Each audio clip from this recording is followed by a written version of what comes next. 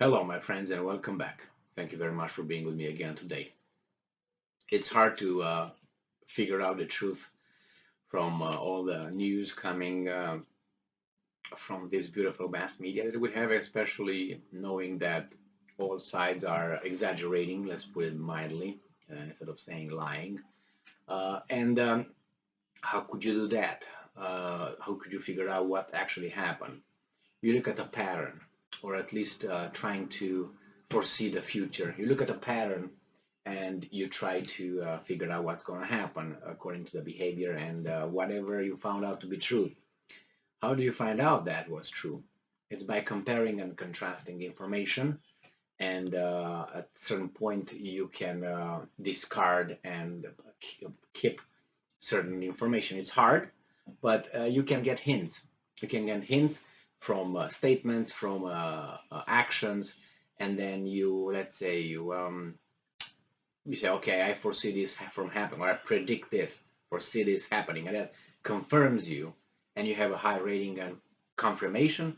Then you can say, well, this thing goes that way. So, or you say, okay, I got the idea, the dynamics of this situation. This article that I would like to discuss today has to do with Ukraine and the military training. So this is an article that is from today, July 9th, 2022. This is the title coming from Ukrainska Pravda. Military training for civilians begins in Kiev. Now, why would you start training civilians? Why doesn't the government in Germany start training civilians in Berlin, for instance? Well, because Germany is not at war with anybody else, and then Berlin is not expecting any invading armies to knock at their door, correct? So in the case of Ukraine, I think the one with war, it's already dispensed outside because they are at war with Russia. But the other one is they expect the Russians to knock back at their door. Now, if you remember, the mass media continues to tell us that the Russians attempted to destroy Kiev at the beginning of the military operation in Ukraine, and they were repelled, they were pushed back, and then they said, okay, we lost, and so on. So they like to masturbate on this kind of news that the Russians lost and they were incapable, and from every other how should I put it, evidence that I gathered on that instance, the Russians didn't even try to do it, and they just kept the Ukrainian army, who somehow is always, or almost always, located inside the city limits. Therefore, if the Russians are shelling someone over there, military installation or something, and they're casualties, then they say, oh, the Russians attack. What are you doing there? Why don't you fight the Russians in the real world? Oh, because you're going to lose. No problem. So then you expose your own population to the danger of being shelled. They're not protecting your population, by the way. Protect it before the Russians come over there, and then do probably what the Paris did in the Second World War. But nevertheless, if you want to fight them over there, fight them over there, but don't cry there, and then we have victims from the civilian area, right? Population. So nevertheless, the thing that these guys are starting to train the civilian population, military training, that tells me they expect something in Kiev, or at least that they just create a panic, so they would then come and say something that is not popular. You create panic, and then when you create panic, you can say, okay, now you have to come and let's say you give us all the weapons you got because it's a panic, or because now it's panic, you have to, I don't know, all wear a hat, or they can make you do these things because they're going to have the weaker part of the population. Yeah, that's a weaker group of population who always is going to be at that level, and not only low IQ but also weaker, as scared and not courageous, and they will be the first to follow, and they will try to pressure the rest of the population in following what those guys in charge want to achieve, and they are used by those guys, the fear, to point fingers at, hey, you don't do this for the good. You remember that, right? For the common good, you have to do that. But how you do that? You create a little panic, point out to an enemy You got the weaker part of the population, which is there, the weaker, I can say it differently, and then they will yell at and the weaker part of the population is always a majority, because courage is not a, how should I put, it's a scarce commodity in people's characters. So you want to have the masses that would put pressure on the other side of the, the courageous, the other side of the population, the other group, into obeying what these guys want to achieve. And they will achieve it with the help of the weak. This is another example, for instance, of how democracy could work. Remember? Create a little panic, and then you have voters. How do you think those weak will vote? However, those guys will tell them. Why? Because they panicked.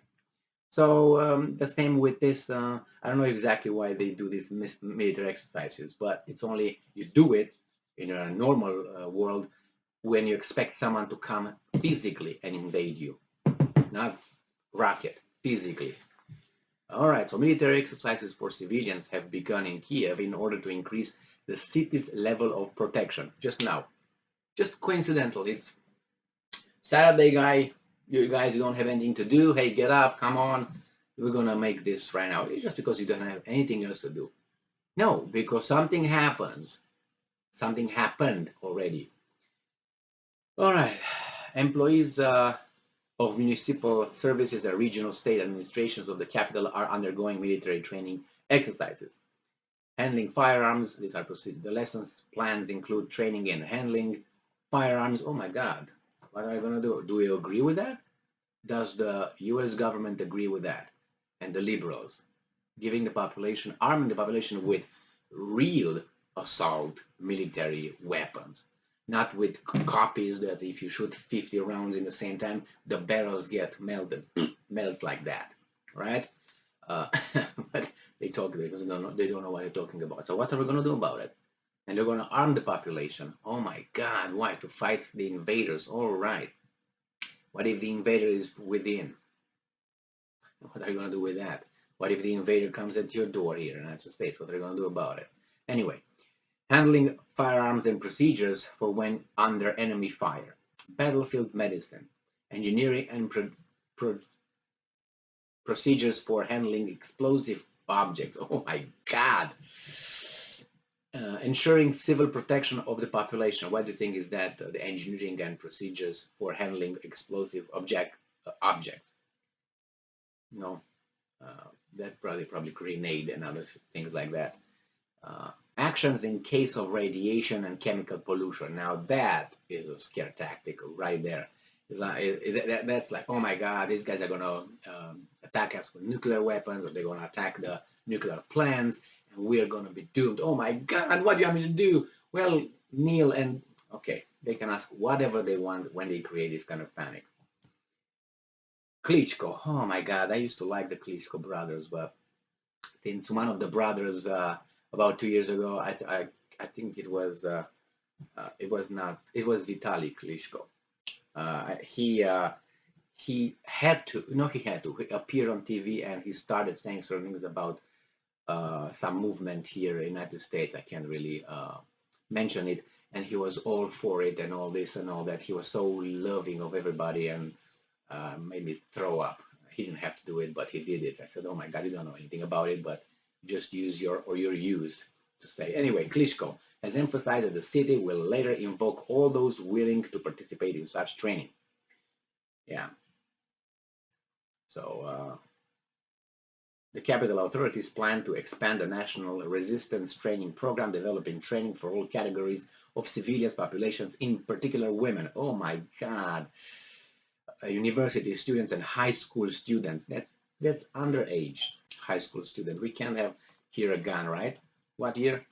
How old do you have to be to have a gun here? Over there, they're gonna do the training.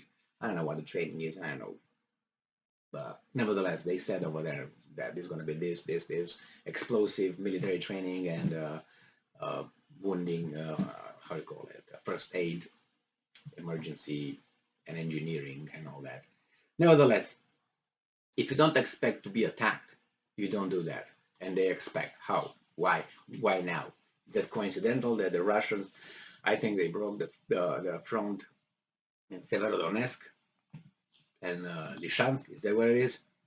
And now they're just relaxing supposedly to get more troops and to give the last punch. I don't know. I'm just this is what I think personally. I think they broke the camel's back right there, and they have free reign to go straight to Kiev if they want. I don't think they want. That's why you hear, including the kick of Johnson out. I think because of the economic interests, they kicked him.